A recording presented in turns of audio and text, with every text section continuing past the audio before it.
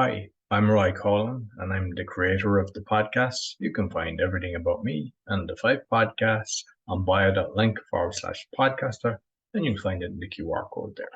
I'd also like to thank my sponsors.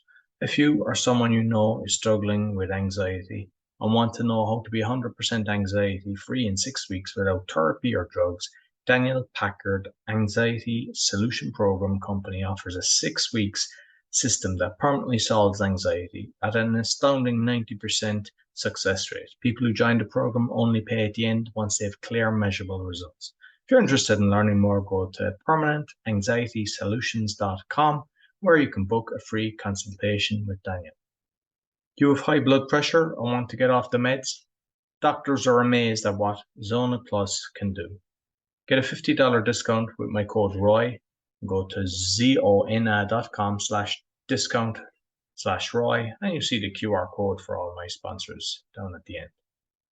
Quality Polish manufacturer of metal products for telecommunication and workshop equipment and other metals. If you'd like a brochure, you see it in the QR code, and you just let us know if you would like a quotation shipped internationally and very competitive rates. I hope you enjoy this week's podcast. Welcome to the Awakening Podcast. You'll find all our episodes on awakeningpodcast.org. My guest today, he's back. He was actually on episode number 148. Then we got him on the live show, episode 153, then 182. And they're getting massive downloads, and hence why I got him back. And I want to get him back as often as possible because it's very relevant. Ex-Royal Navy gunner and armourer, professional fighter, and he had a martial arts gym owner for about 30 years. I know the last time we spoke, you were talking about maybe passing it to your children, but you can update us on that. Please welcome back Peter Wilson. Great, hey, how are you doing? Thank you very much for having me back on. It's always enjoyable. Yeah, no, definitely. So I suppose you might just, I don't want to go into kind of what we've discussed before, because I want to be kind of conscious of a lot of the people that are following you, because like with the comments, I'd like to know kind of what's going on at the moment. You might just give us an update in your life. What's going on? Yeah. Well, like what you've just mentioned there, like the martial arts gym, we were running a martial arts gym for over 30 years. It is still running, and now our son runs the actual business. I've stepped completely away from that side of it, but this week we were back in it again in the gym, training with him ourselves, because we keep on top of everything. And I think that is vitally important part of everything is no matter what kind of level you're at fitness wise, if ever there's been a time in history to be looking after your physical health, it's now. Because not only are you going to have to cope with massive upsets that are coming, all right, but the way I put it as well, prepare yourself for the zombie apocalypse, because you're going to have to start fighting these zombies off you in one way or another. And obviously when we're doing physical training, you're looking at being able to release the hormones and really look after yourself mentally as well. So, and all of that mental and physical fitness is going to help prepare for the tasks that we have ahead, and they are going to be huge. So yeah, but that's plus releasing the toxins as well, because when you are training hard, all the toxins that's in the water, in the air, that we're bombarded with in the foods, when you train, you sweat it out. And I think it's, people should realize that as well. Exactly that. And the thing is, right, I mean, everything is about how you actually get rid of these toxins and heavy metals, and there's so much to it on there. I don't know if you've heard of I can't remember if the proper name, is it zeolites or something like that, which you can get. It's just this liquid that we have. It's called Clean Slate. We use it all the time. I've been using it maybe over a year. It tastes disgusting, but you've got to do something. But what you do is you take this Clean Slate, and it actually strips the heavy metals out of your body. Okay, so and your body doesn't react with this zeolite stuff. So all that does, right, your body will get rid of it out of your urine, out of your waste. So but when it's getting rid of the zeolite, it's actually attached onto the molecules of all the heavy metals, and it takes that with it.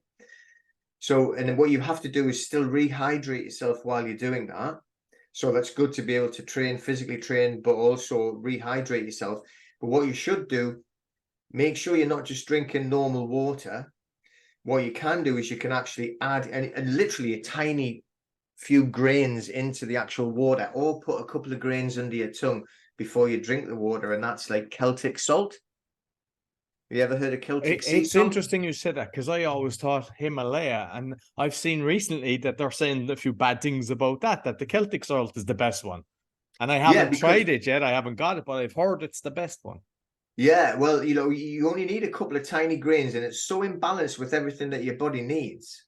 So, you put like literally, I just put a couple of grains underneath my tongue, let them melt, and then I drink the water. So it's good. We've got bags up in our own garage at home. We've got weights and everything. And, so I do a lot of training every single day, go in and do some training. You like to get a bit, sweaty. So you're releasing the toxins, releasing the heavy metals.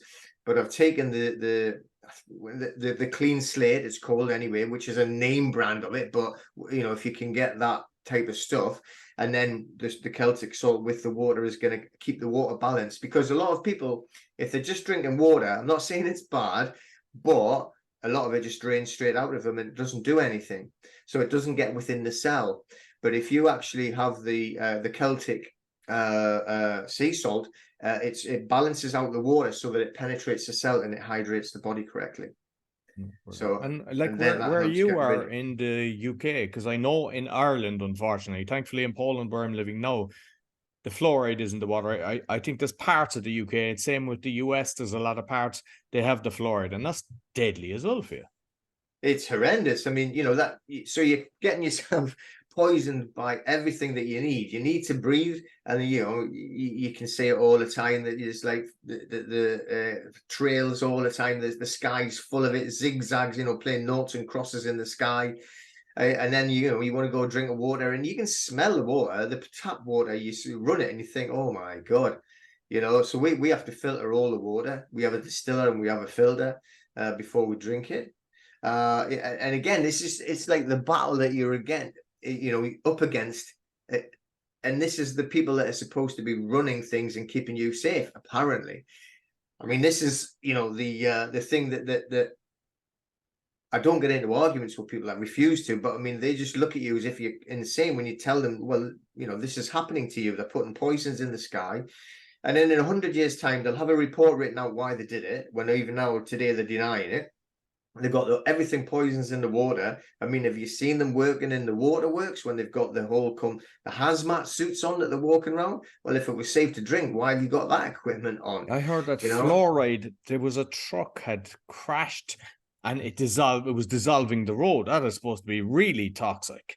Yeah, it's just horrendous. And they're telling you that's safe. And I mean, the reality is, like, there is people that will attack us for I mean, I'm always putting up about the chemtrails, and even under the freedom of information, there was somebody had done it in Wales, and they directed them to the UK, and they said they're doing it for blocking the sun, that it's for climate change. So they've even admitted it. But yet, if you put out something, people tell you put on your tinfoil hat and they think you're nuts. And if you look at all the things over the years, like MK Ultra, Operation Paperclip, there's so many different things. They haven't changed. I mean, it's not as if like the CIA, FBI, all these organizations around the world have suddenly decided, let's be good. We are being run by psychopaths, and we have to kind of look after ourselves instead of thinking, I'm going to vote for the left, the right, the middle, whoever. None of them are going to save us, ever. No, I mean, it's a complete and utter myth, isn't it, that you have democracy? I mean, I always try to like get people to try and research. So I put information out, and I'm talking about like democracy when I'm saying, like, look, true democracy is not suffrage. What we're under here is suffrage. It's mob rule. So you can't have in true democracy, if we look at it, true democracy should be run by the people. Where it's not, it's actually run by whoever's in charge. And if you look back and ancient Hellenic Greece, where they were running true democracy and they would have a senate, then they would have a vote, and you had to have a unanimous vote for something to get carried forward. Everybody had to be in agreement. If one person was against that idea, then it didn't happen. That is democracy. Everybody has to agree. It's the way we have it now is if there's 60%, or say 52% that want it, then they're having it, right? And the rest of you, even if it's just mob rule, it doesn't matter if you don't like it, you're getting it anyway because more people wanted it. That is not democracy. And people just like get carried away with it. That is suffrage, as in you've heard the suffragettes. I mean, that is suffrage, what we've actually got. It's not democracy. And then, right, this is, they say, oh, well, it's parliamentary democracy. Well, that's like a misnomer completely, right? How could it parliamentary be democratic? They go in there, right? Say like we know we've got this local clown, right, where where we live. I mean, I'm not on the electoral roll whatsoever, right? However, I do know that there is here. Now he gets told what to do. So he goes in the Houses of Parliament and they literally have them what they call the whips. They still call them the whips because they used to whip them back in the day until they voted the way they wanted them to vote. Now they're still called whips. They may well whip them, probably do, and behind closed doors, dressed in frilly dresses, probably. But they're told, like, you get in that line and you do what you're told, or you're getting kicked out. Right, simple as. You're not going to have your seat. You'll be out of the party. Anyone that doesn't follow the narrative, like Andrew Bridgen, boom, gone. You're out of the party. That's it. And they attack you.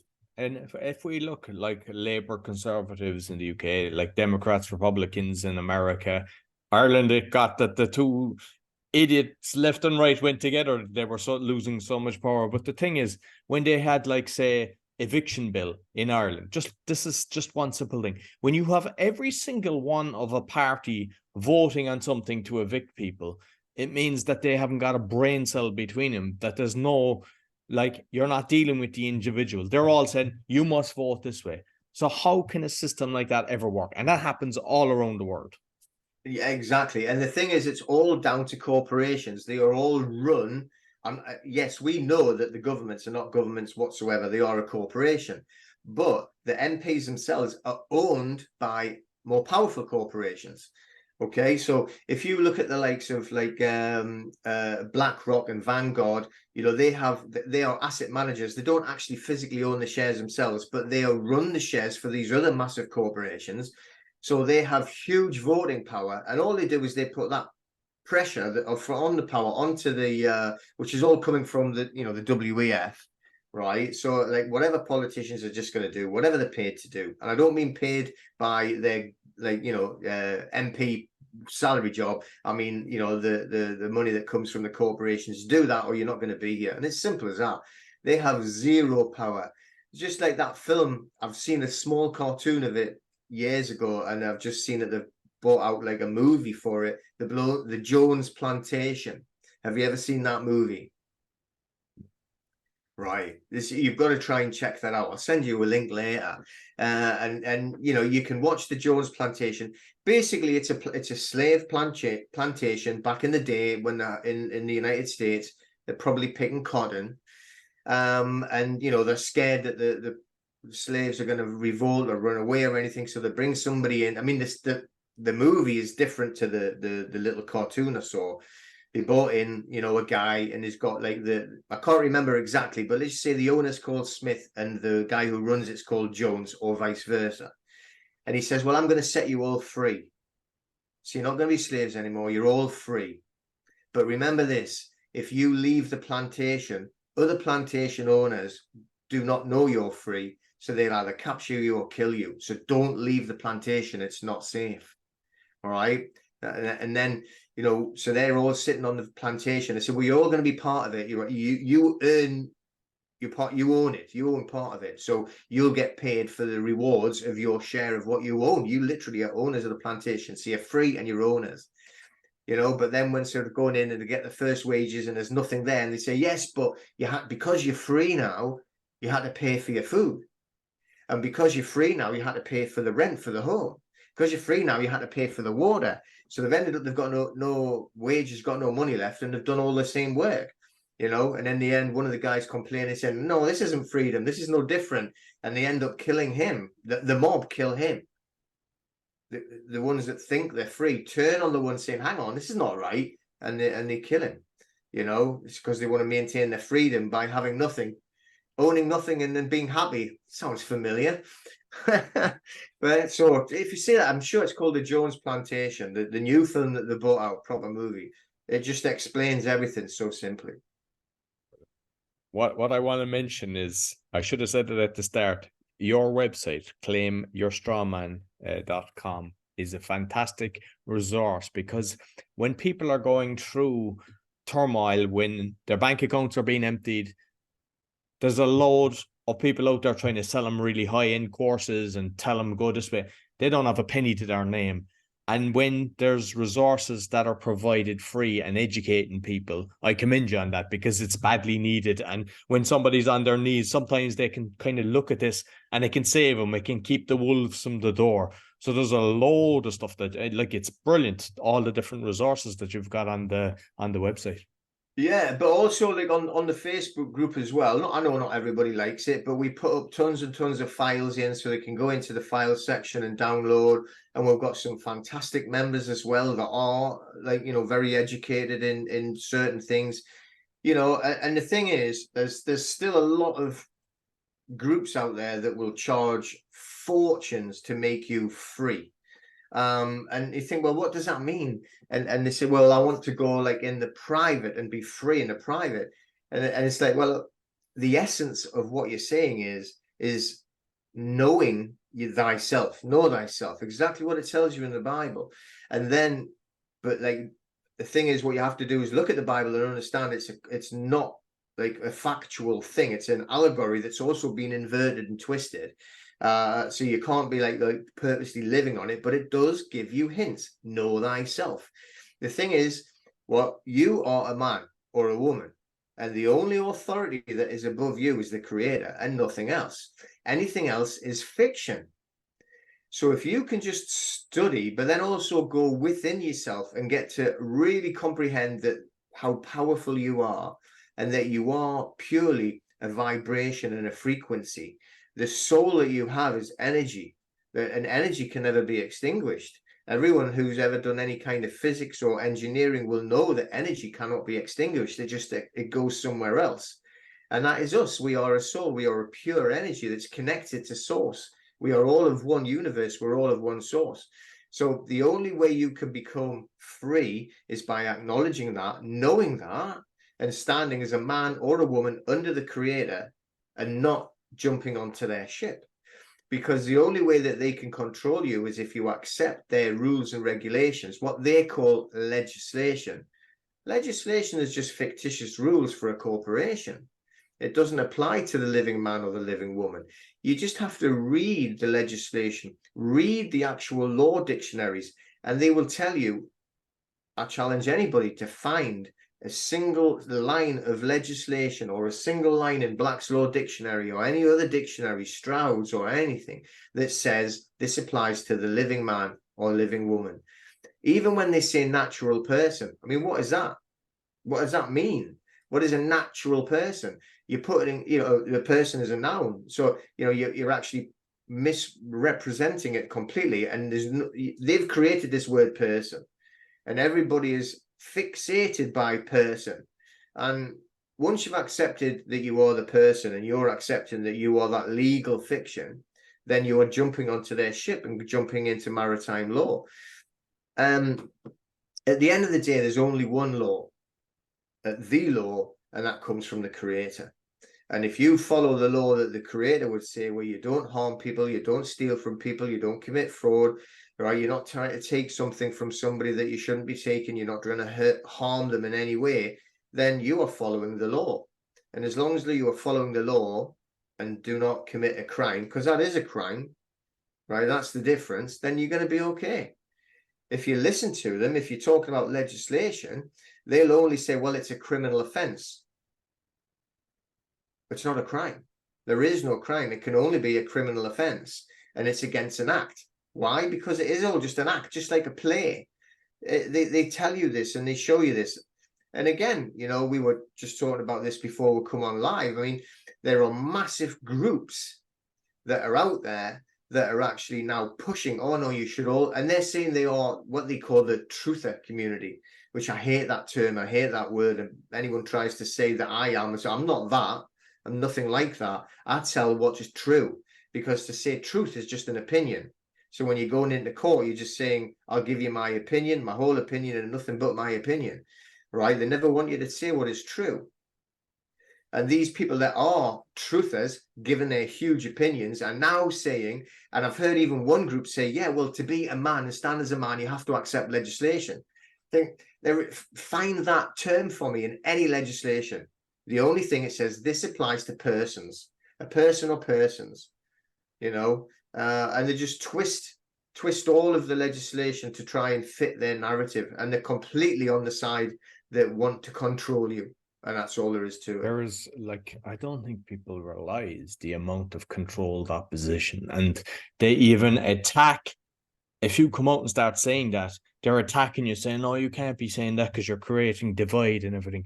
But the reality is they're doing this to have people behind them. And I've even seen a lot of these people with millions of followers, and they're kind of trying to put organizations together, but they're doing it in legislation. They're doing it under the way that it's supposed to, so the people are being following them like sheep, thinking that they're going to be their saving grace, and it's all an act, and they don't even realize it. And how you kind of know is, like, you'll see these people have like millions on YouTube or millions on different things, like, and like, say, my awakening, my personal one is okay, but whipped off like for stupid things, and Linktree and loads of things. Like, why would they be stopping me? What am I doing that's actually saying and different things? And I know a load of people, they like Chris, he would have been on one of the calls that we've done. They removed his podcast, so Spotify, he'd start writing to him, and they'd engage, and then they just stop. So his full podcast, because they have control of it, just disappear. And lots of people, I don't want to name anybody because you're going to offend somebody, because everybody thinks there's so many gods out there. But the reality is what you said earlier, we ourselves, we have to look after ourselves. And that's the only person that can make the difference. Because even when you're facing up to these people who think they're over you, as soon as you stand up to them, they buckle and they can't look you in the eye. They haven't got a backbone. Mm-hmm. Yeah, I mean, the whole thing about looking after yourself, you have to go within. You have to go within spiritually. You have to go within and really start to reconnect. And that thing that I was talking about, the clean slate as well, right? What it does is it decalcifies your pineal gland. So on your pineal gland, this is going to give you the connection to source. This is going to give you to the connection to go within and realize the spirituality of it. And then I think that once you start to decalcify the third eye and you connect more to the creator, and you feel spirit, and you've really got to go out and get into nature as well, that's going to give you far more critical thinking and look at these other groups and people. And then that's going to give you that gut feeling to know, I don't know, something's just not right, So, we teaching martial arts for many, many years in different realms of it. I mean, we were into pure fighting at one stage, and I'm talking about a sawdust and blood on the floor fighting gym. It was not for children. It was not a pleasant place to be. Kind of fight club job, is it? Yeah, I mean, so that was our whole focus was there, and but it was never a horrible place to be. It was just very much blood, sweat, and tears, and get on with the job and preparing. I mean, it was crazy, and nothing that I've never done myself. I've got like every single broken bone and scar to prove it. But when we changed it and we were like teaching it for children, and we said, look, this is now we're going to change completely, and this is going to be for character development. This is going to be for personal development. And part of it was to keep them safe and make sure that they were using the mind with their guts, right? You got two brains, one's in your guts and the other one's here. And we also say, like, to keep safe, if you ever don't feel right about a situation, all right, you have to escape that situation. And we always said, when in doubt, get out. And it's all about the gut feeling. But you can create a stronger connection with spirit, stronger connection with source, or whatever it is you want to call it, the creator, if you decalcify that pineal gland. So that's all about the spirituality of it, because you are in a spiritual war. It is such a huge spiritual war, and they are after your soul. That's what they want. They want to try and extinguish that energy, and they never can, right? But and once they've actually, you've got the corrupt souls that are coming back, and they're going to have to do it all again. you know. So it's like, that's why you've got to try and be above it, because when people are saying like, oh, I'm awake, and I don't like that word either, because, you know, I've been to plenty wakes. All right, I've sat there drinking the whiskey, looking at the, you know what I mean, and I've been to wakes, so I don't want to be in another wake. All right, I want to be aware.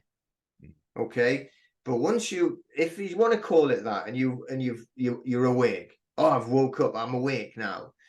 As soon as you become awake or be aware, which is better, once you get into that, and then you start hearing things from other awake people, or you know, these groups and everything like that, you've got to become aware of your awareness. Okay, because once you become aware and you realize what a prison planet that we've been living in, all right, I was talking about this 30-40 years ago, like trying to explain to people of a prison planet, and you don't really, and the reason, what I had said, right, you can take it with a pinch of salt, it was like, you know, we're not from Earth, this is not, we weren't like, you know, created here, we're from different places, and we've been put here as prison punishment, right? So that's why everybody's looks different though. Okay, that's why, you know, these are it's because it's a different part of the world. How? If we all come from a Homo sapien, how? That doesn't really make much sense. But if you look at, like, going back to the emerald tablets, right, when you're talking about like the Anunnaki, when you're looking at these stone tablets, what's written in them, what's translated from them, okay, and they say that these people, and the Bible, it even says it plurally, gods, doesn't say God, Yes, gods, yeah, right, plural. So there was more than one, and we know, right, if you look at the emerald tablets, there was more than one, and they said they will go around the world and they will make men in their image. And from the tablets, it said that the ships that were landing, alien ships landing here, were full of aliens from loads of different planets. So when they went, and they actually went to South America, and the same type of buildings that you can find in South America as in Egypt, the same pyramid buildings, and then over in Asia as well. But because they were put there from different planets, right, then they made men in their image, which was how they looked from their planet. All right, that's something to blow people's minds. Yeah, but I mean, like, the reality is, if you kind of, I mean, I wouldn't do this 23andMe or the DNA thing because I don't trust it. But I mean, I know a lot of people have done their DNA. It all seems to come back to Africa. They're all saying that, you know, it originally, man was created in Africa, and then they just kind of spread. So if that was the case, what you've just said there, how come we've got Asian people and everything? Because, you know, it shouldn't change like that. So, you know, exactly. I mean, so it's impossible to know for sure. But I mean, what you're saying, you know, it kind of makes sense, like, so. Coming back to the land of Chem in Africa, it's in Egypt, you know, so that's what it was back then. And you're talking about like hundreds of thousands of years before they say man was even here, you know. I mean, it's like, it's so ridiculous. And you see a lot of the you can see the evidence out there, even looking at your own town where you live, and think, we didn't create these buildings. You know, you look at some of them massive cathedrals and say, oh yeah, he did that with a hammer and chisel. Yeah, all right. Yeah, okay, it's just absolutely crazy. Like they're saying, but for that, the Tartarian Empire, I don't know if you heard about that, that's what it was. It was like living in harmony at that stage. And since I watched some of this stuff, because you could see like cities with nobody there, there was like the mudslide, they called it then, the Great Reset then, and then they were bringing in people. But to look at all these buildings, then you become conscious of it, and then you're going around anywhere. You're seeing it constantly, like, and as you say, Argentina, anywhere, everywhere in the world, they had this architecture. And can they build stuff like that now? No.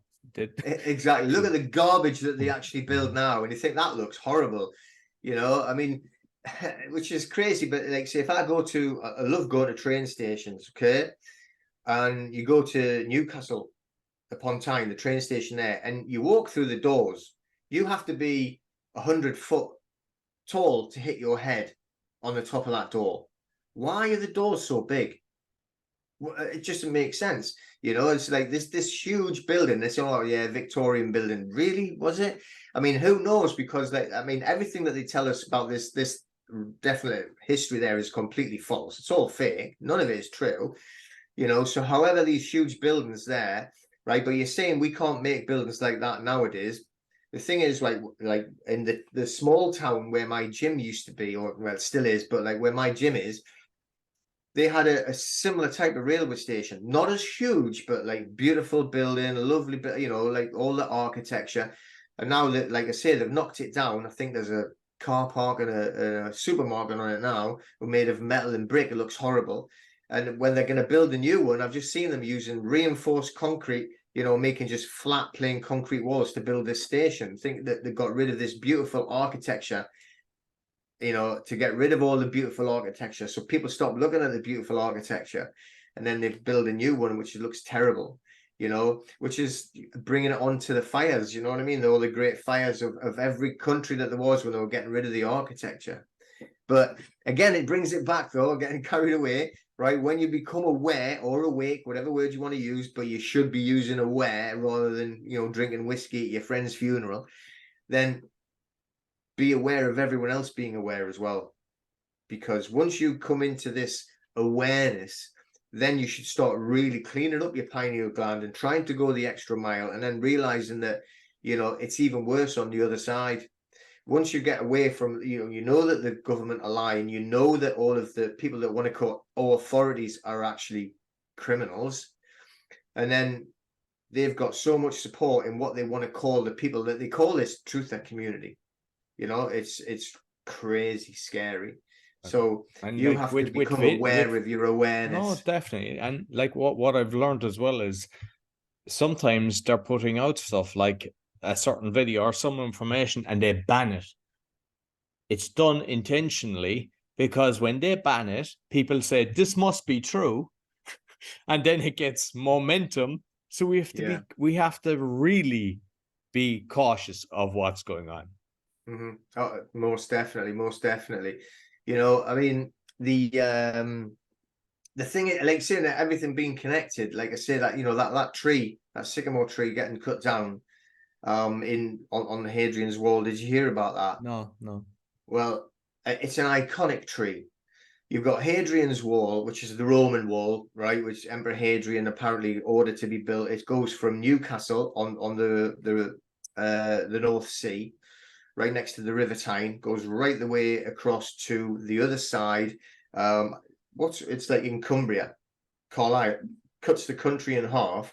So I'm on the north side, right? So it was apparently built so that they would keep all of these crazy northern tribes out of invading the peaceful tribes that they had in the southern part of the wall, and also the Romans are on the wall. There's loads of forts, you know, up here, and you can see, you know, the different forts. We've visited plenty of them.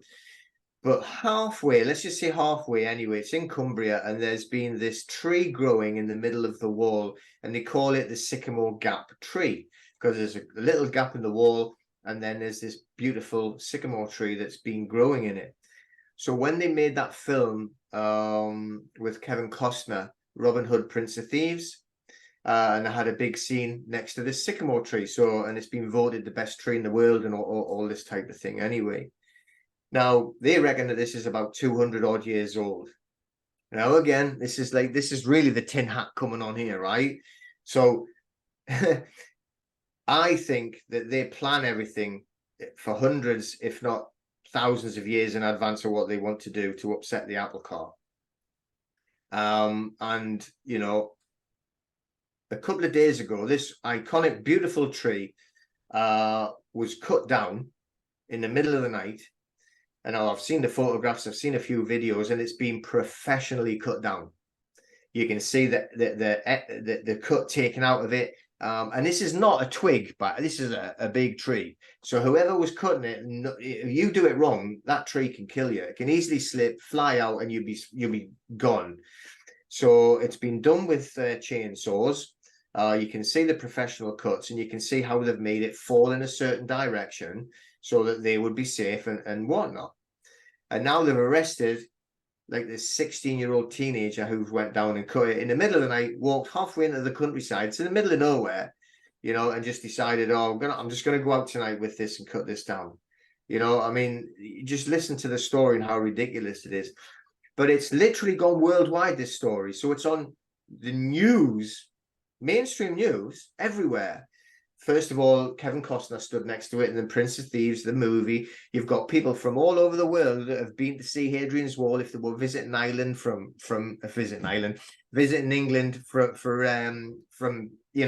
Australia or New Zealand or America, and they want to go and see Hadrian's Wall, the Roman wall that divides Britain. So it's iconic. It's known across the world. There's people crying and upset and everything. So why are you paying so much attention to a tree? Which I think is terrible that you've done that, right? When you don't want to talk about Andy Pandy, who now been accused of like sexually molesting young children, which I think were 12 or 13-year-old, and seeing witness them crying and screaming. All right, why are we talking about him? All right, why we're talking about a tree getting cut down, or why we're talking about like Russell Brand? Who gives a toss about Russell Brand? They're all part of the system. They're all part of the scheme. You can't say he's a truther because he said something about the pharmaceutical industry. He's paid by them, I bet. I mean, now everyone's talking about all this. of them, like Rogan, even Patrick. If you actually pay attention, they throw out a few seeds for the other side, and straight away nobody would be doing that. I don't think there's anybody that's getting the airtime that's actually, let's say, if we say on our side, right? And people think I'm wrong when I say that, or they talk about Trump, or they talk about this guy and that guy. And if you look, just say Trump. I've called a few things on that. One, for example, when the COVID thing, it was like he took the hydroxide and different things. And then later he's in an interview saying he got the jab. His daughter's doing a photo shoot with the jab. Then he's going to Israel, kind of doing something for the Jews. And if you look at all these companies, you mentioned BlackRock, Vanguard. If you look at all the top, I don't know what that's about either. Just curious, because now I look at everything. It's like they're all Jewish, which is kind of, okay, what's that about? And some people, they're putting all their hope in this guy is going to save the world. And the way I kind of look at this is everybody was moving to Canada years ago because Trudeau was fantastic. He was a brilliant guy. And then all of a sudden he became like a psychopath.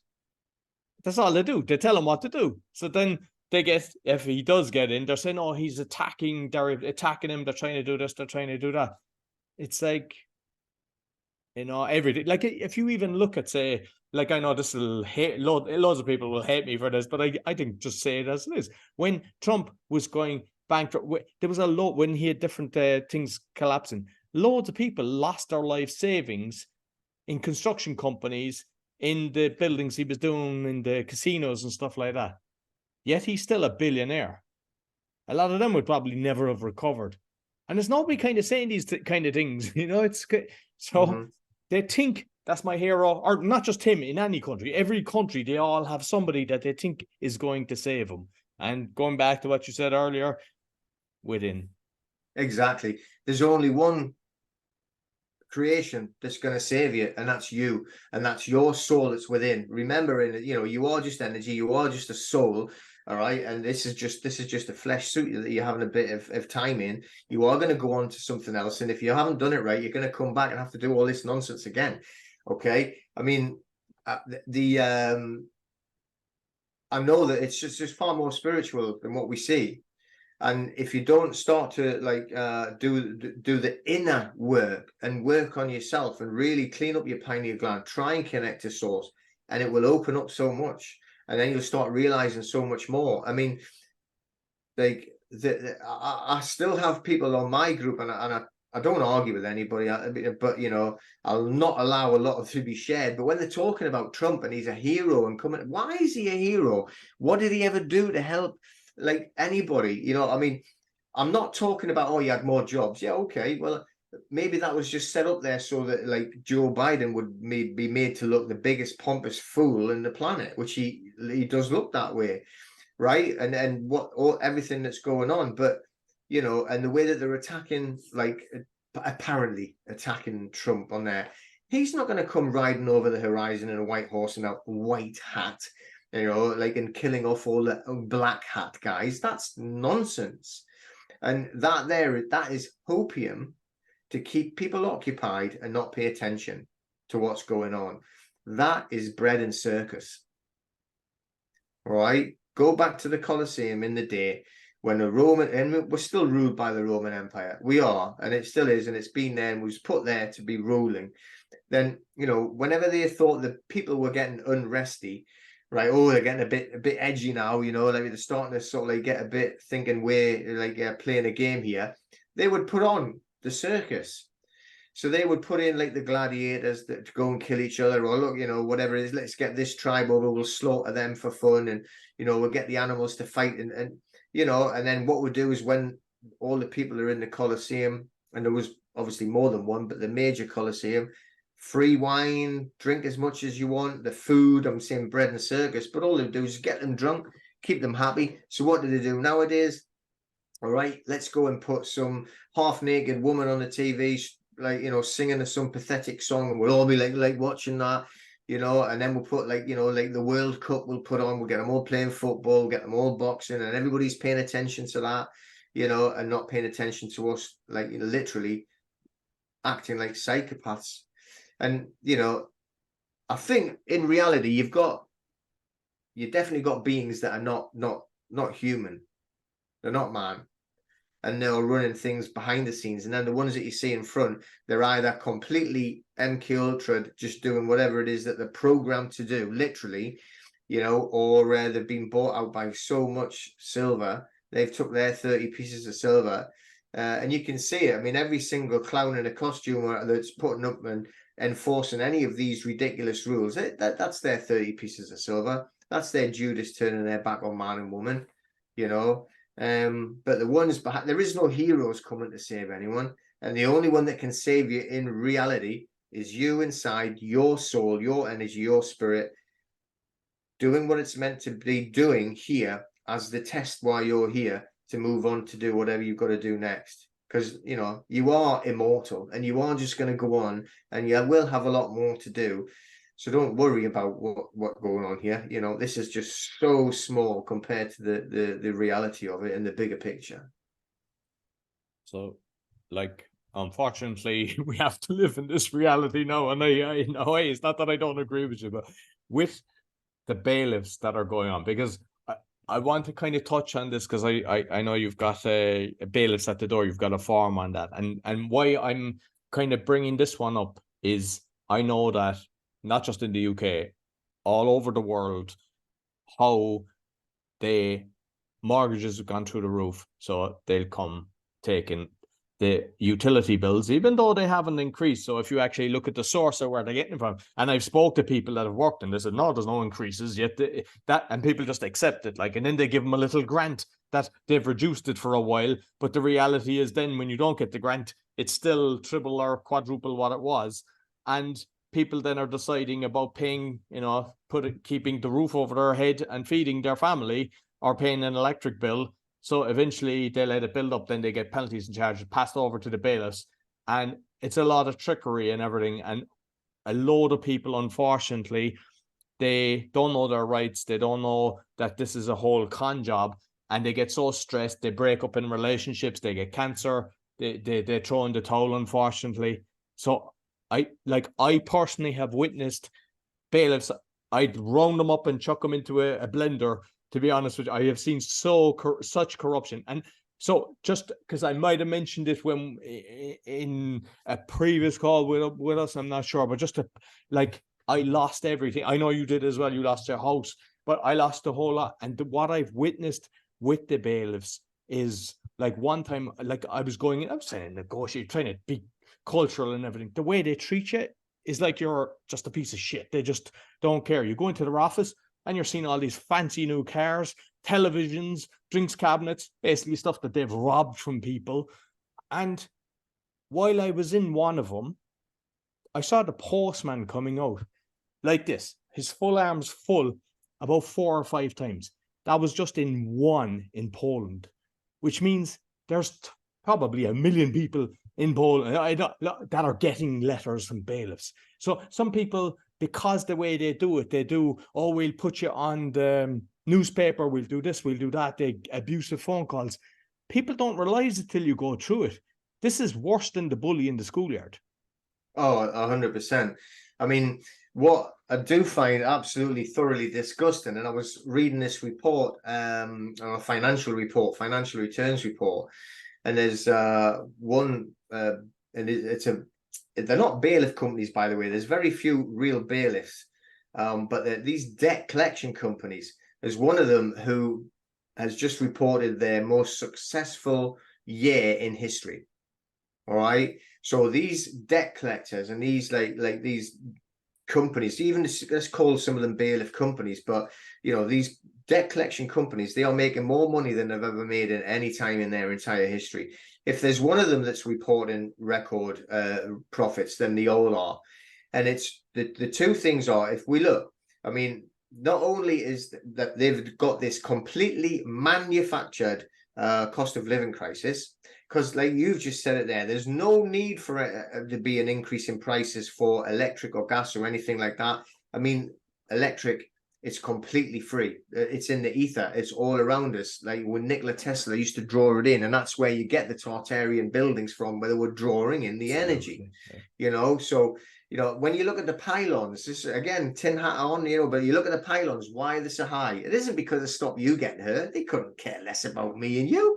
They'd electrocute us for fun, right? It's because they collect it out of the ether. They've got all that machinery up in the ether because it's collecting all the ether, it's collecting the power. And if you had said that to me 2 years ago, no, I would have went. But I had researched that and I saw that myself. And I also came across a patent that's over 100 years ago showing that you can get the energy from the ground. There is systems that gives us free energy. So they are doing that. They're not. They think people think that, oh, this is the cost of energy in whatever war is going on. Oh, it's gone up. If it's an Iraq war, it's gone up. It's for Russia, it's gone up, and it's all a trickery. And people are believing it. And they just think, yeah, this is life, when it's not. Yeah, well, that's it. I mean, there's too many people just blindly accept whatever it is that they're told. So, like, oh, well, we've got a war in Ukraine now, so like we all must have to pay more money for gas and electric. Well, explain that then. Or because, and that's it. But the problem is, and obviously you've got, which I'm going to touch on about these groups as well. You've also got groups that are encouraging people to go and fight, for instance, council tax. Okay. Now, again, I'm looking at that on two ways. When you look at it, I'm in a very small group. Only about like 4 or 5 of us that are actually investigating the real way of how to actually get some results by fighting the council tax and fighting the council. And it's not easy. And we've made probably more progress than anybody I've known. But and there's only a few of us that are trying to do it and go through, and we're talking to like top people in the Her Majesty's Courts and Tribunal Service in the head office. So we are getting some information from, and we are making little progress, but it's like getting punched in the face like every day. But there are other groups there that are literally going out and saying, make sure you fight your council tax, right? Don't pay it. And then start challenging them on this and then they tell you to use nothing but legislation. The legislation is a well-oiled machine that is against you now, and I've heard them be saying it. We've got proof, right, of being present and going to these venues that there is no such thing as a magistrate's court that do it properly against your council tax. The council just hire a building. They are in this office next to where they say they are, and they're just stamping all these liability orders on a book, by the way, because there's no such thing as a liability order. Okay, so we've even got judges now that are saying this is not a true court order. There actually is no order. There is no file. There is nothing there. So like I say, progress is being made. We're speaking to the managers behind the scenes, but it's no better. Now, all of these people that are getting told by these groups, go out and fight your council tax, fight your legislation, are using legislation. So you're using the council's rules that tell the council they can do what they can do, right? Now, the two things that I think, well, obviously it's a distraction because you're not really paying attention to anything else that's going on. You're not going within and actually trying to connect to your pineal gland and source and really get the spiritual war side of it, because that's what it's truly about. And then you're making these debt collection companies fortunes because every time you argue with them and the bill goes up, they're collecting. I know people that have went through the whole system that they say, oh yeah, I've got this free system. You use our website, go onto free system, there's free. And then all these people have got bailiffs kicking the doors in and all sorts of stuff. And they're losing everything. And because they did what somebody told them. The thing with that is, because I've seen a lot of this as well, all these different people that are telling them do this, do that. When the shit hits the fan, they can't get in contact with these people that have guided them down the wrong street. Mm-hmm. They just kind of walk away and let them on the road. And they've been basically, a lot of them are doing it just for the income. It's a business. Yeah, model. well, a lot of them charge. I mean, some of them do it for free, but I just think that's purely to get more people in trouble and make more money for like the debt collectors, and then it's keeping people from really looking at the bigger picture, you know. And I'm not saying I wouldn't tell anyone what to do. You can do exactly what you want, pay or don't pay, whatever, you know. But you have to be responsible for it as well. Well, if you could decide, even if you know someone else has told you to do it, right, and go and challenge the obligation and go and do it, right, if you've accepted that challenge, then you know you have to hold yourself responsible for the result at the end of the day. You can't turn around, because they'll have ran away anyway. And they're, oh, sorry about that, you know, come on, let me help you, I'll help you pay your bill, I'll find you a new home. You lost your home, sorry, I'll find you one. Will they? No. You know, so, and you got to remember, it's like you're up against the whole system. You're going in against the council, which is tied in with the court, which is tied in with the police, fully supported by the police. Up north here, I mean, we had a guy go in, Darlington, it was called, like, it's about an hour away down south for me, but still in the north of England. And he walked in with all the evidence to the police station about all the fraud.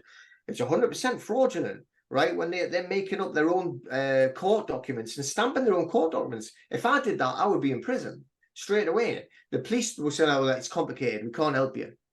You know, we can't investigate it. We're not going to go and see anyone in the council. It's too complicated.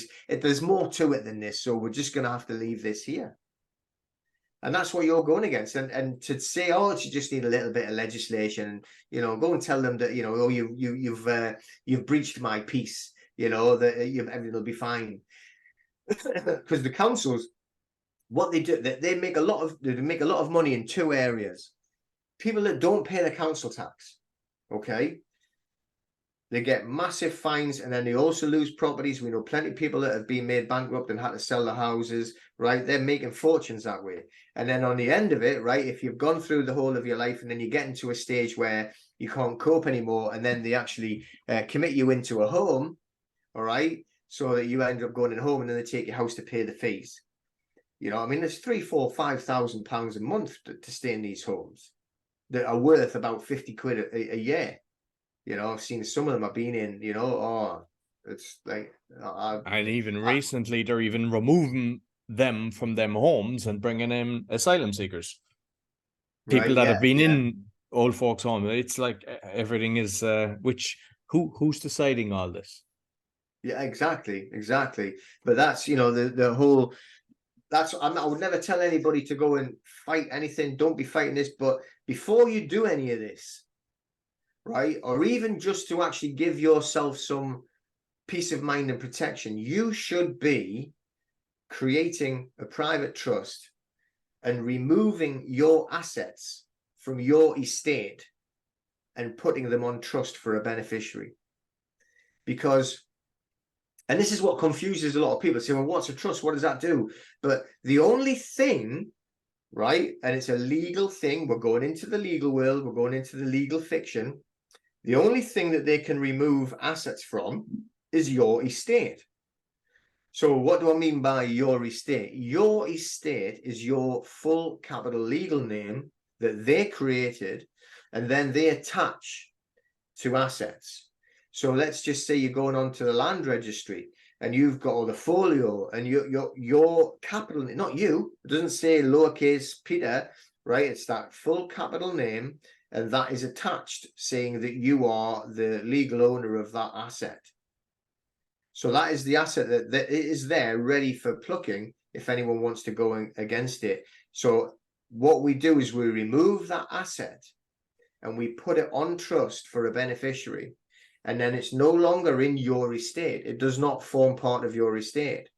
So if you look at inheritance tax, okay, a bit of proof. I mean, you got like Hugh Grosvenor, Is it the Earl of Marlborough, is it? Or whatever he is. But Hugh Grosvenor, I mean, he inherited £9.9 billion worth in that estate, right? Didn't pay 1 penny in inheritance tax. Why? Because it's all held on trust. Okay, so he owns massive parts of London, all Bond Street and all of that, you know, and obviously earns a massive income from all of that as well. Again, nothing paid on tax because it's all held on a private trust.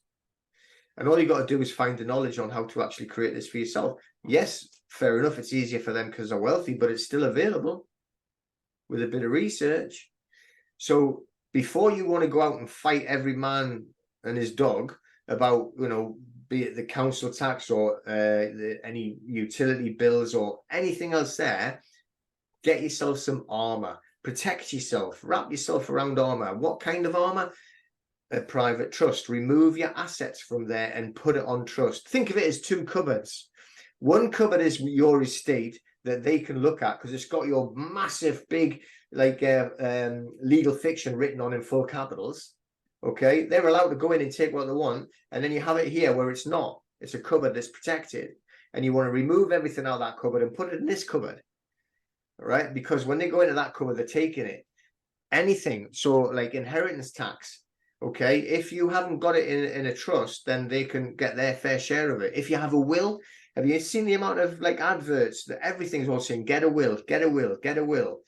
If you have a will, it goes straight into probate. It guarantees it's going into for probate. those that don't know, that takes, I don't know about the UK, but it can take like a year and a half, probably even more sometimes. Like, yeah, oh yeah, well, you know, from 6 months going up to a couple of years, you know, and that's in probate and that's held by the government, and they'll take their share out of it before you get anything. oh, absolutely. And just because there's a like with the trust, because I hear this sometimes is a lot of people would have a mortgage. So when they have a mortgage, what's the process of protecting, even if they just say like they have 50% of it paid off, so they have technically have half the value of the house, are they able to put their house into the trust when there's a mortgage on it? Yeah, because what you're doing is you're putting your, let's call it equity, your balance in the trust. So if you've got £100,000 property, 50,000 is on mortgage, 50,000 is yours. You own the 50%. Yeah. So that is what is going to be put on trust.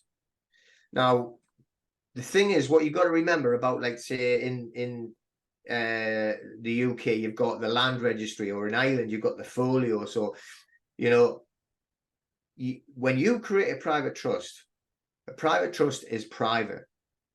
A private trust does not have to be registered anywhere.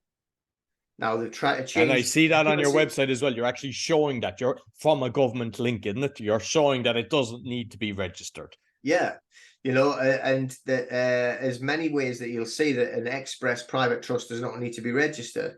Now, when they say they've changed the law, well, there's only one law. We've said that before, and that's the law of the creator. So you can't have changed the law. What you've done is you've made some legislation. Oh, you've changed the rules to your corporation.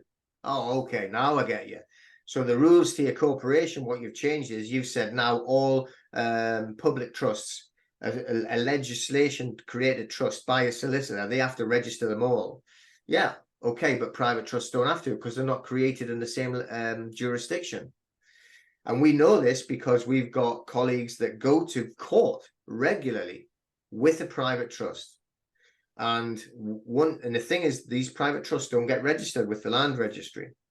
So the argument comes when they put the private trust in, these people are going bankrupt. So the first thing the court says, well, to give us all a list of your assets, because they're what we're going to take to help settle some of these debts.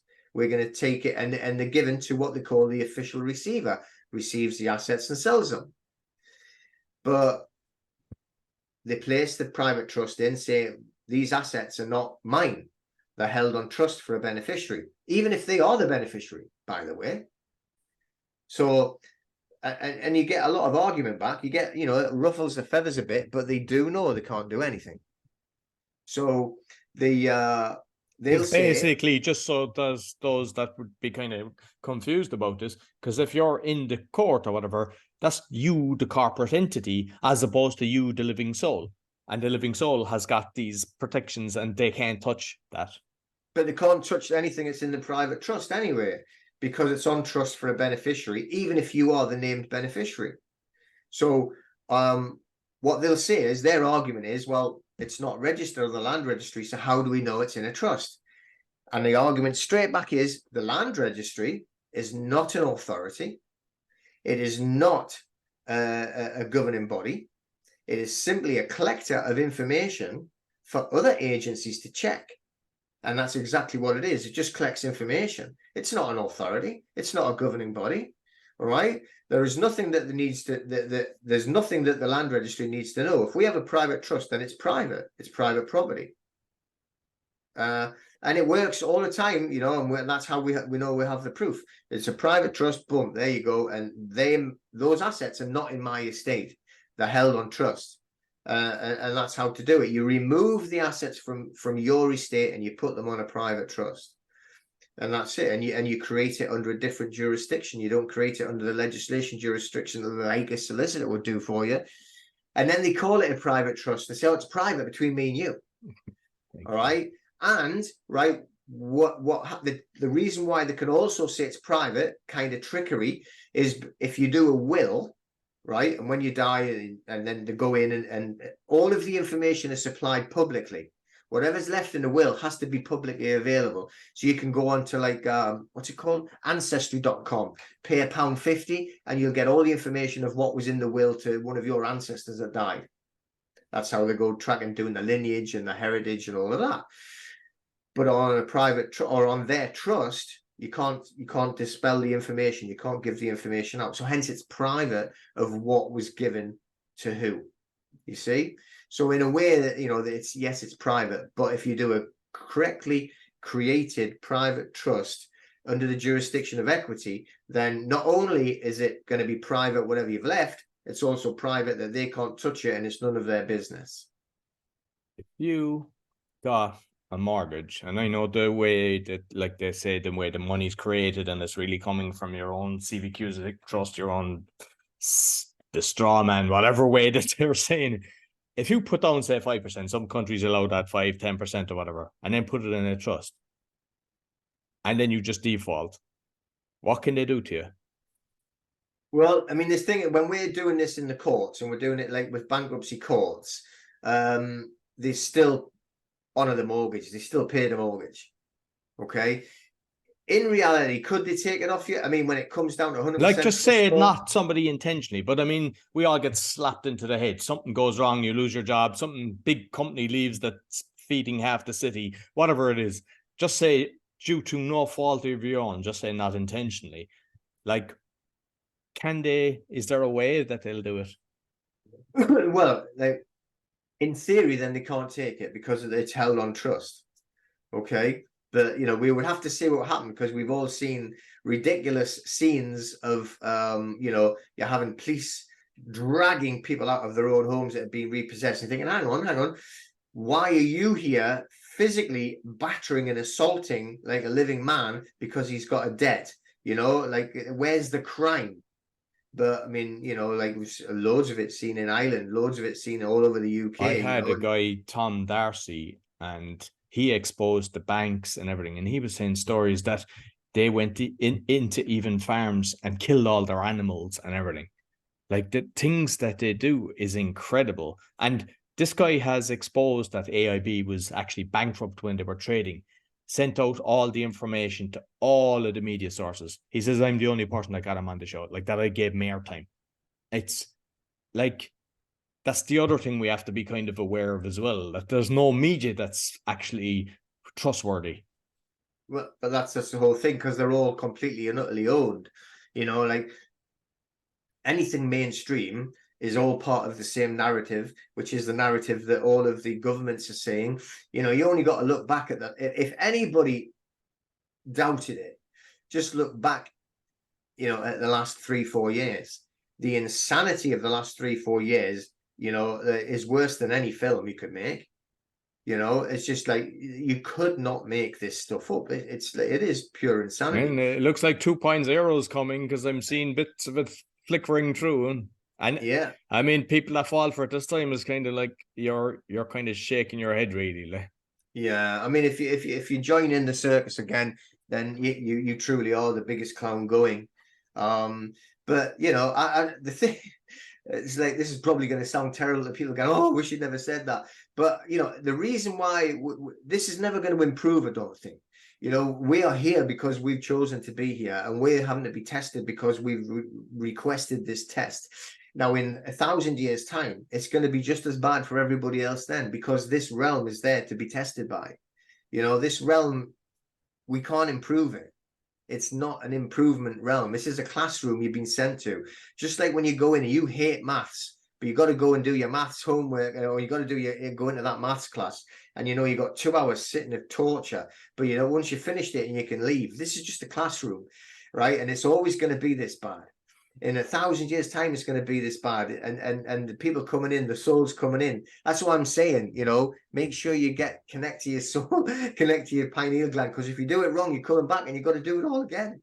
So you know, it's like, and the ones that are wearing, you know, the nappies on their face and everything, and the ones that are running to becoming like junkies and sticking with needles and everything, you know, they've made so many mistakes. They're coming back and having to do all this lesson again. Yeah, I think the junkies are looking at them going, hey, I don't even take that amount of needles in me, like, and that's just... I know. That's the thing, is that, you know, like, you'd see all these people that would look down on, oh, he's a heroin addict, look at him, he's got covered in marks, and now look at you. Like, you got more than he has.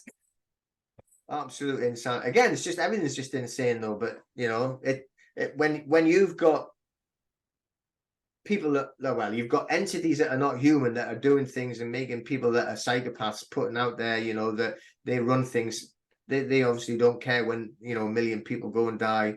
Then it's just insanity, you know. With zero accountability, like that's the thing that frustrates everybody. If you ever see that film, it's years ago now, like with Daniel Day-Lewis in, and it was Gangs in New York, and you had, I can't remember his name now, it was William, it wasn't Meade, but it was William something. He ran Tammany Hall in New York, and he was the biggest corrupt, he ended up in prison, he was the biggest corrupt like politician, you know, ever. And he always used to say, famous saying, you can always hire one half of the poor to kill the other half. You know, and it's still the same today, and it's all about divide and conquer, and you can always get one half of the people to go against the other half of the people, simple as. And we saw it in the last 2-3 years. I mean, most families fell out. I know people, because of this, everything, that are completely split up, divorced, and all sorts of stuff, even when they had children and everything. And you know, I know locally one guy got sectioned and put in a mental home by his own wife, because he was questioning the narrative, and he refused to have anything touch him. So she actually got him sectioned in an institution, you know. So that is how things are going, you know. With the trust, then, like, how long does it take to set up?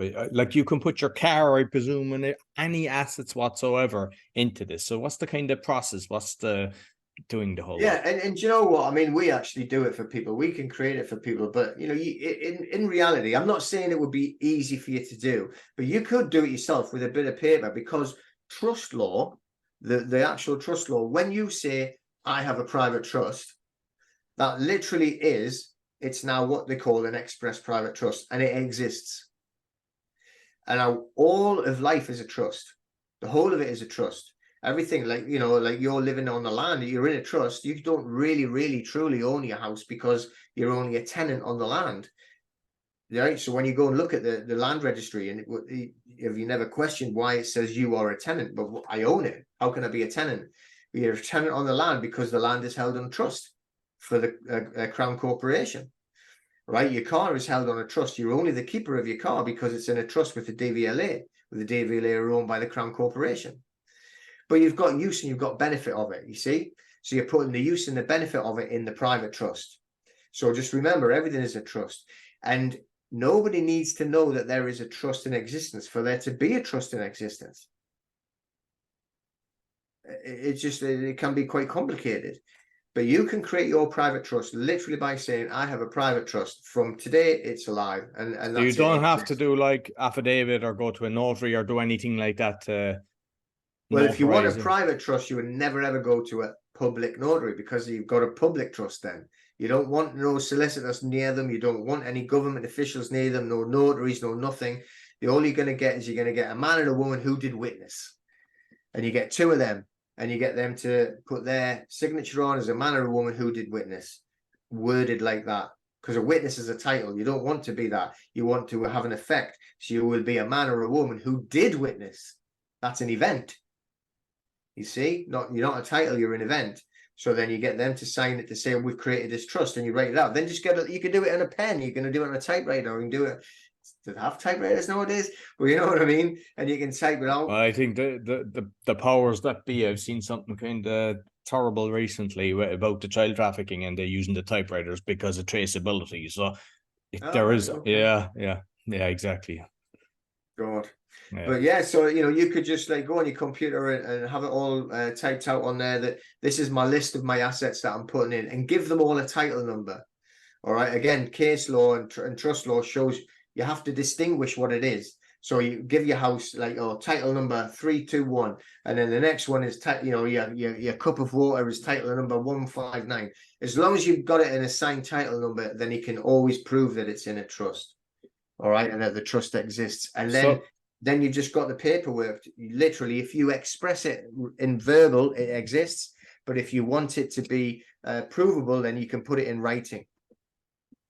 So basically, there's a load of people like trusts now. People are kind of conscious of it. They've heard of all the big boys are doing it and everything. And what frightens me is it's like, because I know that you've been involved in this for a long time, and we've touched on it before, and like I know that people can actually start liaising with you and hire you to do that and stuff like that. I know that's the service you provide, which some people are able to do. There's others, they'll go online, or there's other people selling stuff, and I know not all of them are right. So what things should they be aware of that they don't think they're doing a trust and they're actually doing themselves more harm? Well, if you just got to make sure that when you're seeing people that have got it, that they don't say anything about getting it witnessed by a public notary. Okay, I've seen groups that say that ours is better because it's by a public notary. Well, look at the wording. Public means it's public. All right, so you're actually putting it into their realm. So if an officer of the court, which is what a notary is, will be part of your trust, then it must be registered, and you don't want it to be registered. You want it to be private.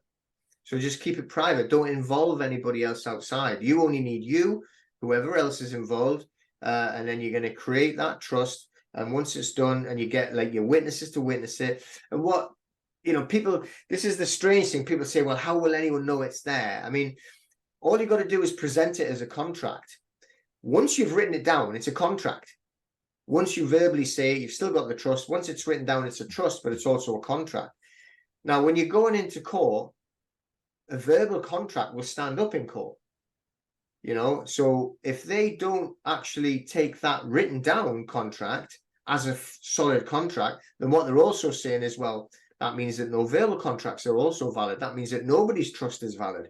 And this is a big reason why I think that they are always they accept it in the courts, because they don't want to push too hard, because then because the ones that they're talking to, they probably got their own private trusts, and their bosses have definitely got them going. And these barristers that we were talking to, they were saying they've investigated all of the prime ministers and all of the MPs, and they've all got private trusts. So if they start rocking the boat for your private trust, the ripples could go all the way to someone else's. And if it isn't, so I presume in a situation, just say you'd your house paid off, something happened there, somebody tries to sue you or whatever, bailiffs come and you go to the court or whatever, and you produce your trust proving, hey, you don't have access to this is actually protected.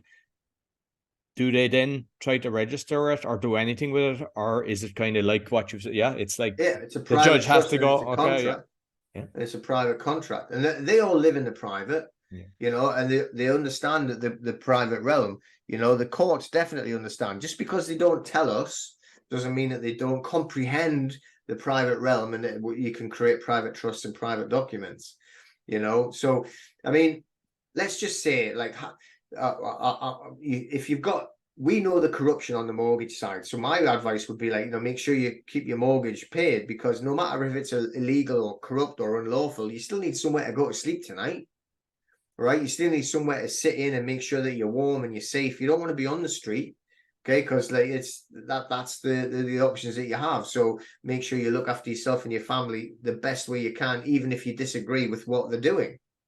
Okay, there's worse things that they're doing. You've just mentioned one of them there. So, like that, yeah, okay, it might affect you right now, but I mean, let's like be real about it. You don't want to go and get you and your kids and your wife and go and sit in a bus shelter somewhere, do you? So make sure you keep paying like what you can on your mortgage and everything. But once you've got the trust created, just say, for instance, well, there's a good one, the care fees for the council. So when the council come along, they want people getting put in the homes, and then once they've been put into a private whatever, nursing home or a care home or whatever it is, then they will say, well, we need to be paid now, so we'll have a look at your assets and we'll do an assessment, and they do a third-party assessment to see what's in the estate. You see? Now, when that happens, you have like your documents, you have what's called like we use what's called like a public notice. It's public notice because you can show the public. They're the public. Well, look, here's the information. So a lot of it is private, but this is the information that we can say, this is the date that the private trust was created. This asset is not in their estate, right? It's in held on trust for a beneficiary. So in reality, the trustees are the possessory legal owners of that property, no matter what the land registry says. So then, and the owners only as trustee though, so they can't like go in and use it for their own benefit unless they're also the beneficiary. But I don't want to get too complicated. You can be the beneficiary and the trustee, but then the council can't take that home. There would be a lot less people getting shoved into homes if the council realized they couldn't take the asset. I bet you. See how many councils are going to fight like hard to try and get the sectioned and put into a home because you can't look after yourself if they were getting the benefit of taking your house. And I know that even in Ireland they're trying to do that. They're trying to take people's houses when they think that they don't need the full house. Like, so if a spouse has died and it's sick, like even if you've paid for, so you like, I think you kind of have to. People need to start researching this and going deep into it and protect yourself, because they don't realize how bad things can get, because nobody understands the bailiff. They don't understand all the corruption. They don't understand what it's like in court till you've done it. And the minute you do it or deal with an insurance company or pension company or anything like that, you don't realize how things are corrupt till you actually go down that. I mean, obviously, as you went through all the turmoil that you've done, you never thought it could be so bad. It's like, once you see it, you can't unsee it. And unfortunately, a lot of people, they're just looking from the outside and they just think, no, this could never happen, until unfortunately they go through the exact same thing. Yeah, I mean, obviously everybody has their own experiences, and when they're not doing it, it's like, oh, I feel sorry for you, but I'm not going to do anything. I don't want to know about it, but it's I'm not sort of like bothered about what happened, because like losing all of that property, losing my own home and everything, that was back in 2007. I mean, that made me really go in and investigate sort of like what the corruption was, especially when I seen so many other people losing all their homes, and I felt I was able to look after myself better than they were. They were literally on the street with a bin liner, although I've been there as well when I was younger, but like so I feel it. But well, that losing it all did make me sort of like, right, I'm going to really find out, because I knew, I had a gut feeling this is all done on purpose. This is just a system to rip everybody that's this level, and it's going to happen again very soon, by the way.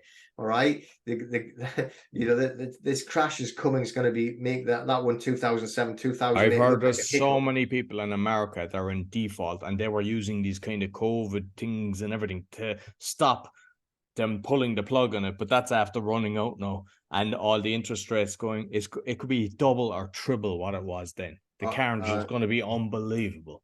Even worse than that, even worse than that. But then when I've lost all that, that's really made me sort of like look into it and do the research. And then if I'd had that knowledge then that I have now, then all of that would have been in a private trust, and nothing of that would have been lost. You know, I could have still went bankrupt and got rid of my problem, which a lot of it was HMRC stuff. And I would have been able to keep all the property. They wouldn't have been able to touch it. So, you know, people don't realize that. And you know, there's like a guy, I don't watch television or anything, but I get sent clips now and again. There's a guy who's brilliant. He's called, I think, Martin Lewis, I think they call him. And he does something about saving money on one of the TV programs. And someone was asking, they were doing live questions, and they went, what about inheritance tax? And he said on live TV, inheritance tax is voluntary. If you remove everything from your estate, you don't pay any inheritance tax. And they cut him off. You know, and that was it. Went on to a different subject, and I thought, well, there you go. And people don't, but even then, say, well, how do you do that? How do you remove it from your estate? And that's all it is. The only thing that can be taxed, even income tax, is your estate, right? The only thing that can be taken inheritance tax is your estate. The only thing that they can attack if they were going to sue you is your estate. The only thing the council can take if they want to put you in a home is your estate. If there's no assets in the estate, if they're held on trust for a beneficiary, they can't touch them. That's simple. Take it out of that cupboard and put it into that one. It really is as straightforward as that. It's not hocus pocus. You don't have to be like the straw man theory. You don't have to be like, oh, I'm common law. You don't need any of that. You just need to do what they do. Use the laws that they use, and put it like it's all held on trust for a beneficiary. And they can't touch it. And I think, like I say, I think part of it, they're scared of them as well, because if they go, oh, I'm going to rip your trust to pieces, blah, blah, blah, you know, then they're going to get scrutinized for all the other ones that they have and what their friends have and what the more powers have, you know. And as long as you have a good contract, you know, then that, well, you're going to be safe. Brilliant. Listen, Peter, I have to get you back again because I have so many questions, and I know we've done like maybe an hour and a half, and I think I want people to kind of come in, and if we could do 3 or 4 hours, but I think people will actually, you know, they might look at it when they should, and the amount of information they'll learn.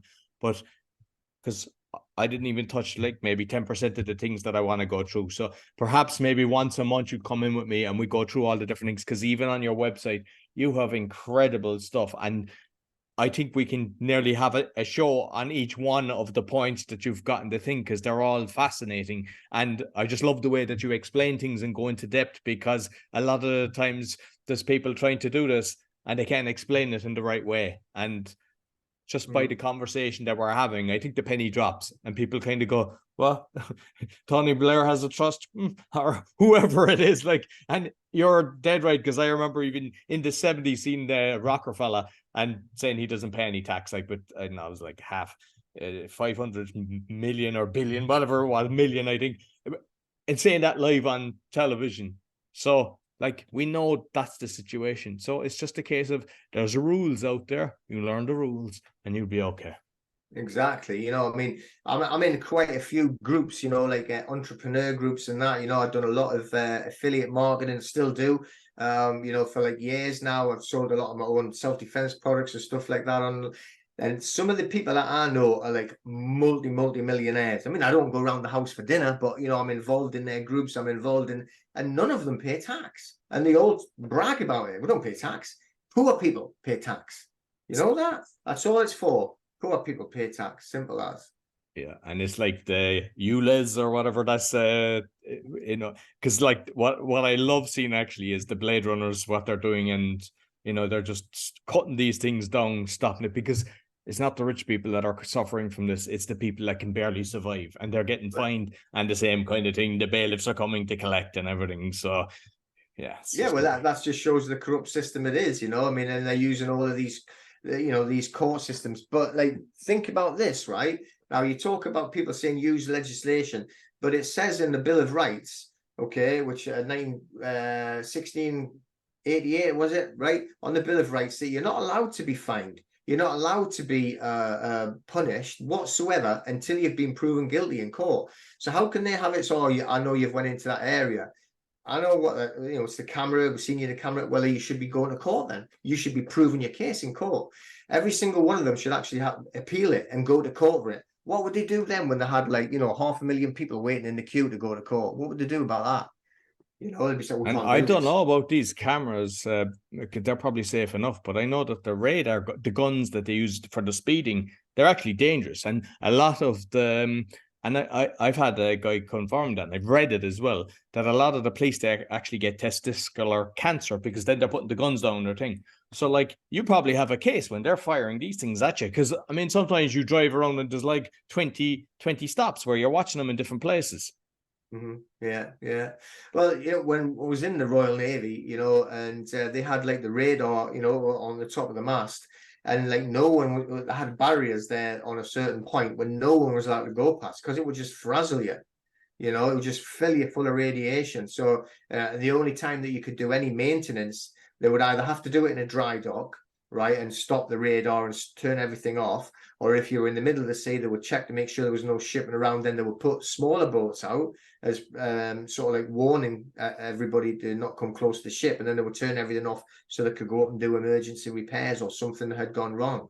You can't have it on if you go near it, because it's so radioactive. You're going to have cancer. It's going to frazzle your nuts off.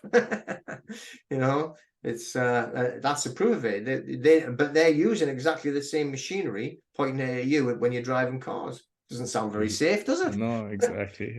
And I think we'll go into that, because I think with the 5G next time because like same kind of thing, because I've even spoke to military experts saying that they were even using it in Northern Ireland against the Catholics and everything. And I know they've used it on embassies as well. Like, so this is technology that they know they can do this damage, and people just assume this is normal. And I've seen something recently. I mean, it's impossible for me to know, but apparently the 5G in the phones, he says, I'm fixing phones all the time. There's no 5G in the phones. It's all a lie. Yeah. No, I've heard that many a times. I've seen engineers saying, but there's no 5G chips in there. Yeah. And they're saying, we're making all your internet faster. There's more people telling me that their internet's bad now than they've ever done before. Every time. I have so many problems. It's 10 times worse now in the last 3 or 4 years than ever. And you were supposed to have the best systems going. So yeah. It's all a lie. It's all a lie. Listen, Peter, please come back again next month. We'll go through all the different things, because you give fantastic value. So thank you very much. And what's the best way that they can actually get in contact with you? Well, you can go on the website. We've got claimyourstrawman.com or smashadebt.com. Even on TikTok now, Trust Summit Equity. I can't remember, but I'll go into the link tree. I'll give them a link tree link, and they can put it on. They can have a look and see what's there. Okay, perfect. That's well done. Make sure button the audio and the video, I put the link tree. Thank you very much, Peter. Brilliant. Thank you for having me on. No problem. So that's all for the Awakening Podcast. Find all our episodes on awakeningpodcast.org. Until next week, take care. So I hope you enjoyed this week's podcast. You'll find everything about me on bio.link/podcaster with all my podcasts, and you'll find it you see in the QR code in the graphic that's shown. I'd like again to thank my sponsors.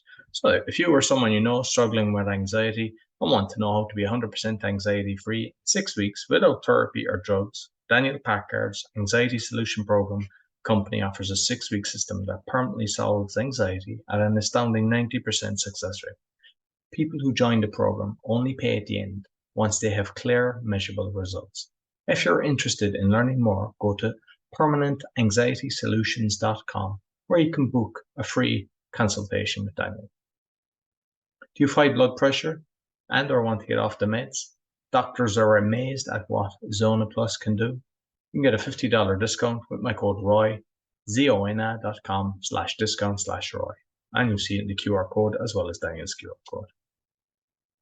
Quality manufacturer of metal products for telecommunication and workshop equipment and other metal materials. You'll see the brochure there in the QR code, and let me know if you would like a quotation, shipped internationally at very competitive price. I'd like to thank all my sponsors and also all my listeners. Be sure to give me a thumbs up, 5-star rating, share with your friends, really helps. And I also have a video on how to give a 5-star rating, because a lot of people have wrote to me asking me that they don't know how to do that. Until next week, take care.